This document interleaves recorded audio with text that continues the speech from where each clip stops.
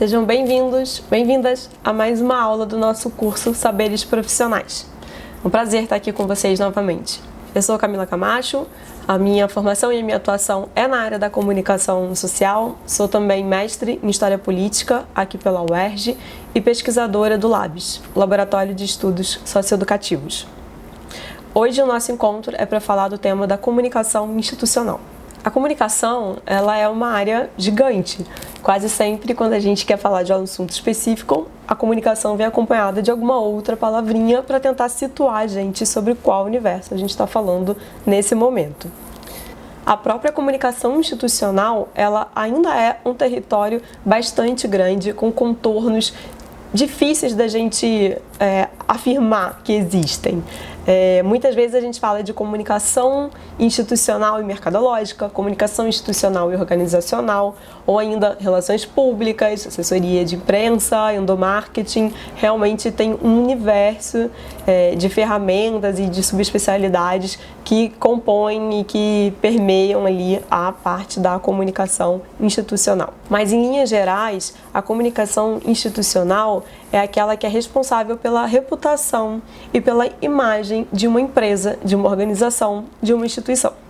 E a prática da comunicação institucional, ela é dada por meio da atividade dos profissionais que planejam e mantêm a comunicação, ou seja, a interação, o diálogo com seus mais diferentes públicos, com os mais diferentes públicos daquela instituição. Sejam os públicos internos, que a gente está falando sobretudo dos colaboradores, servidores, ou os públicos externos, a comunidade, a imprensa, os clientes, os acionistas, enfim, existem diversos públicos externos possíveis a depender de qual organização ou instituição a gente está falando. Nesse universo da comunicação institucional, uma fonte segura para a gente recorrer é a professora Margarida Kunsch, sobretudo num livro dela que se tornou icônico, que é o Planejamento de Relações Públicas na Comunicação Integrada. É um livro do final dos anos 80. A professora coloca a comunicação institucional como um dos componentes desse composto de comunicação integrada, somada à comunicação interna, à administrativa e à mercadológica. Eu trouxe esse livro aqui porque ela trabalha com uma distinção que é super importante. Ela propõe essa reflexão de distinção entre organização e instituição. E para isso ela recorre e cita no livro diversos autores brasileiros que estudaram esse tema. Eu vou ler aqui para gente um trechinho do livro, porque esse é um debate que ele é complexo e ele poderia ser aprofundado. Então ela fala assim: ao reproduzir o pensamento desses autores, com vistas em buscar um possível caminho para melhor compreender as múltiplas acepções dos termos instituição e organização, em momento algum pensamos em reduzir a complexidade dessa abordagem e achar que está tudo definido e esclarecido. Acredita-se que nem as ciências sociais, até hoje, conseguiram elucidar definitivamente a questão. Se a própria autora ela fala isso, eu não teria aqui, nem tenho a pretensão de retomar esse debate. Mas eu acho que tem tudo a ver trazer aqui para a aula essa visão da instituição que é apresentada. Então, eu vou dar umas pinceladas nas diversas citações dos autores, como que eles conceituam a instituição. Ela é um organismo vivo. E algo que deve ter uma função. E essa função deve estar a serviço de uma necessidade básica da sociedade. Ela é a instituição, muitas vezes, produto da própria pressão da sociedade. E para isso, para ela, corresponder a essas expectativas e para ela ter a sua essência de instituição, ela deve ter uma estrutura bem definida e as pessoas que compõem essa estrutura, os trabalhadores, os servidores, eles precisam estar alinhados ao propósito da instituição, à missão da instituição, e não pensando em lucros. Isso é importante porque diz muito para a gente sobre a comunicação institucional. A comunicação institucional precisa, portanto, estar alinhada com as necessidades da sociedade. Ela deve buscar fortalecer os laços com os cidadãos e contribuir para a missão da instituição. Para isso, a autora propõe, apresenta, que a comunicação institucional se utilize de diversas ferramentas da comunicação e que em si mesmas dão origem a sub-áreas ou a outras especialidades, como as relações públicas, a assessoria de imprensa, a publicidade e propaganda e o marketing, por exemplo. Mas, em resumo, a comunicação institucional é aquela que é encarregada pela construção da imagem e identidade corporativa positiva para uma organização. Essa área deve manter sempre a preocupação de que a mensagem transmitida aos seus públicos seja sempre real e transparente. Para o público interno, isso é fundamental para que se estabeleça um bom ambiente de trabalho, um ambiente de trabalho saudável, que tenha um bom clima, e isso, claro, se reflete na produtividade. Além disso, é de suma importância que todos os colaboradores, os servidores, estejam alinhados com as diretrizes e os valores da instituição e que sempre estejam atualizados sobre quaisquer mudanças, inovação. Então, é papel do comunicador, é papel do profissional, da equipe responsável pela comunicação institucional disseminar essas informações para o público interno. Quando a gente fala dos públicos externos, eu acho que um dos braços mais importantes da comunicação institucional é a relação com a imprensa.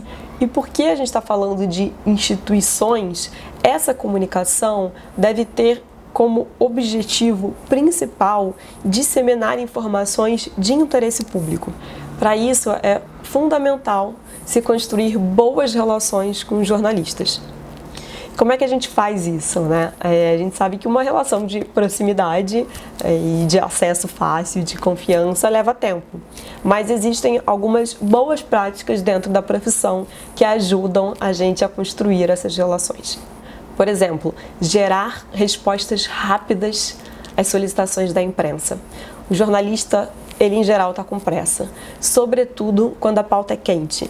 E quando a famosa pauta é quente, é que ele precisa de uma velocidade de resposta mais rápida e normalmente são assuntos mais importantes ali na visão, dentro de uma perspectiva jornalística, e por isso mesmo essa fonte que responde rápido vai ser muito valorizada. Também é super importante que o responsável pela comunicação institucional identifique e mapeie quem são os colaboradores, os servidores que podem atuar como porta-vozes para determinados assuntos vitais para a instituição.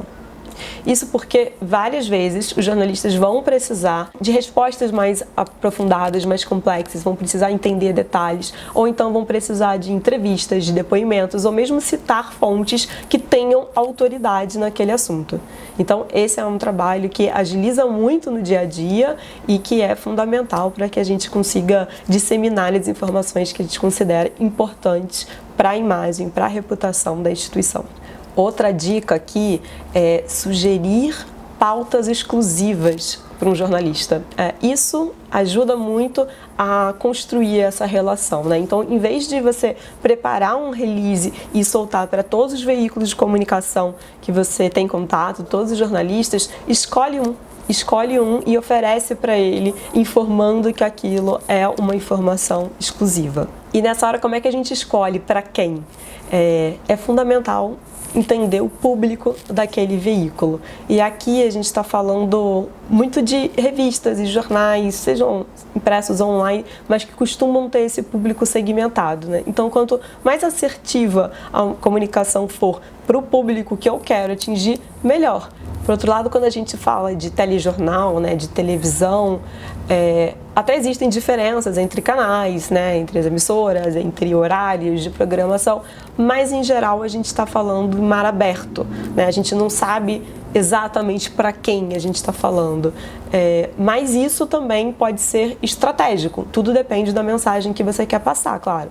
Por exemplo, quando houve o desastre, aquela tragédia em Brumadinho, a Vale precisou fazer uma grande campanha na TV aberta, cujo objetivo, claro, era amenizar o desgaste que a marca tinha sofrido depois dessa tragédia.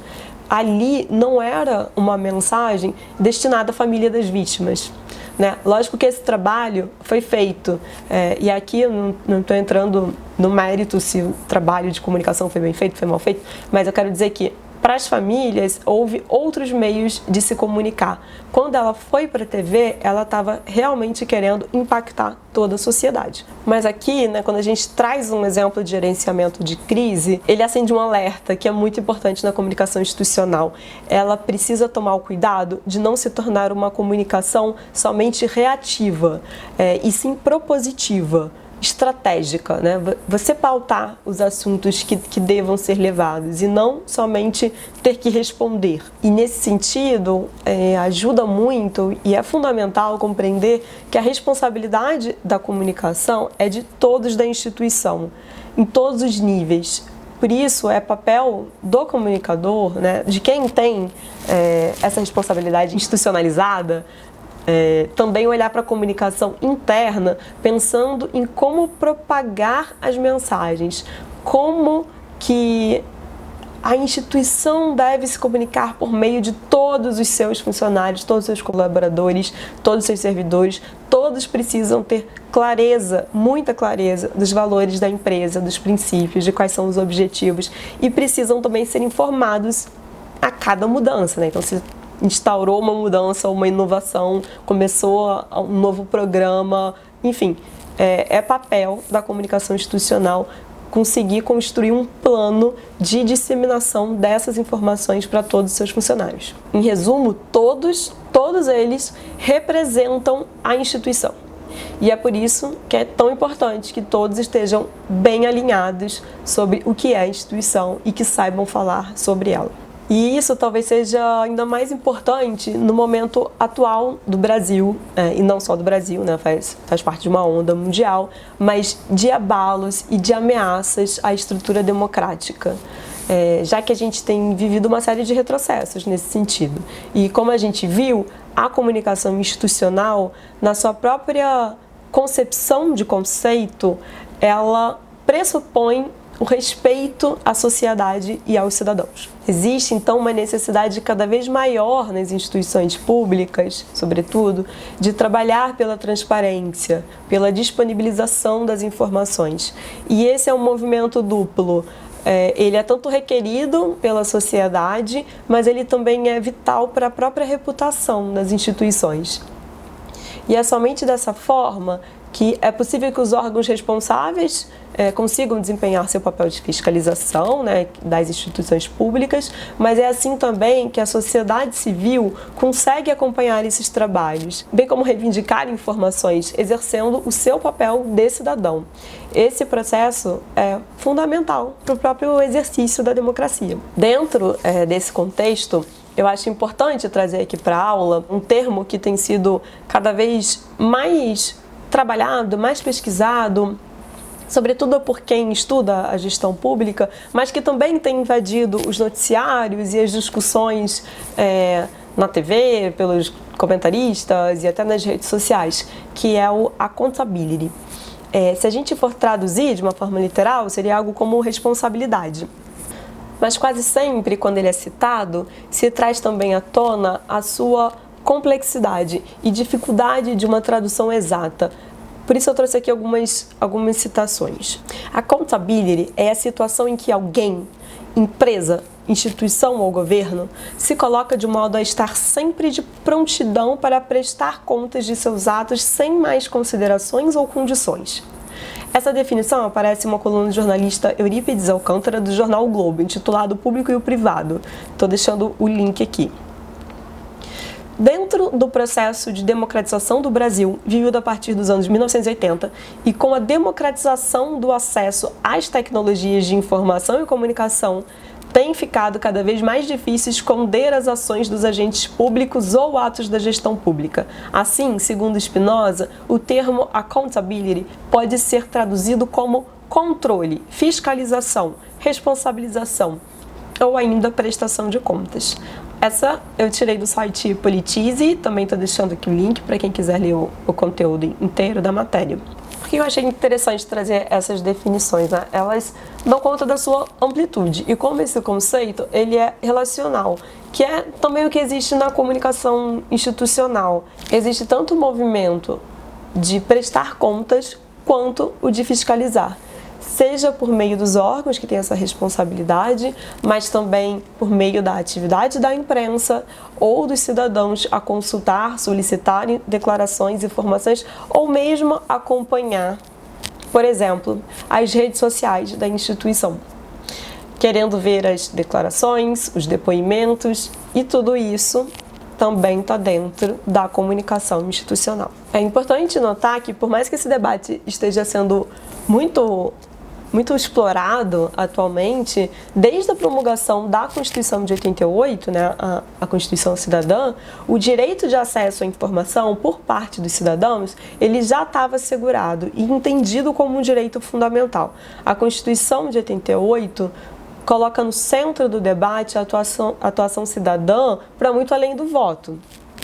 No artigo 5º da Constituição, inciso 33, podemos ler: todos têm direito a receber dos órgãos públicos informações de seu interesse particular ou de interesse coletivo ou geral, que serão prestados no prazo da lei sob pena de responsabilidade, ressalvadas aquelas cujo sigilo seja imprescindível à segurança da sociedade e do Estado. No entanto, por causa desse trechinho, até a lei, né, a promulgação da Lei de Acesso à Informação, prevalecia uma interpretação restritiva do artigo 5º, né? O que deve ser público? O que ameaça, o que afeta a segurança do Estado, a segurança da sociedade? Por isso a legislação pós-88 também é fundamental para deixar esses limites mais claros. Mas é preciso ressaltar aqui que as leis, elas são apenas um passo em direção de uma comunicação mais transparente. Para isso se tornar uma prática verdadeira, ou seja, para a gente viver em uma sociedade com mais transparência por meio da comunicação, é necessário não somente o hábito de emitir comunicação prestando conta, é necessário que a gente estimule o interesse da população, que a gente eduque a população sobre quais são as missões, os propósitos, as atividades das instituições públicas, sobretudo, né, que a gente está tratando aqui. E para isso é importante desenvolver um planejamento estratégico da comunicação que traga a sociedade para o diálogo. Por fim, eu acho que não dava para a gente encerrar a discussão desse tema, uma discussão introdutória do tema, mas sem mencionar um elemento muito presente na contemporaneidade que torna a comunicação institucional ainda mais necessária: as fake news. Fake news, que seriam notícias falsas, também não costumam ser muito trabalhadas com a tradução, né? Porque é uma expressão que carrega um significado maior atualmente. Esse também, né, traduzir, não traduzir, esse também é uma discussão boa da comunicação, mas que a gente deixa para outro encontro. Eu acho que no caso das fake news, tem um dado a mais, que é esse termo entrou em voga, né, e a sua importância realmente nos Estados Unidos com a campanha e a eleição do Donald Trump em 2016. As fake news, enquanto uma expressão, carregam no seu significado a intencionalidade de manipulação do público. Ou seja, são informações falsas. Não só informações falsas, elas são fabricadas para um objetivo, para levar alguém a alguma ação, a um comportamento, e normalmente tem a sua distribuição também muito planejada e calculada. Então, para se evitar a propagação de fake news, mas principalmente das suas consequências, que costumam ser bastante intencionais, é necessário fortalecer os canais de comunicação oficiais das instituições e fortalecer também a sua credibilidade. É a comunicação institucional, como a gente viu, a ferramenta responsável por cuidar da imagem da instituição e também por construir o seu crédito perante todos os seus públicos. Por isso, a comunicação institucional é um desafio. É trabalhosa, tem muitas sub-áreas, muitas responsabilidades, tem os contornos difíceis, mas a sua importância vai bem além do compartilhamento de informações com seus públicos. A comunicação institucional, ela precisa ser entendida como um pilar estratégico dentro da nossa democracia. Obrigada, bons estudos!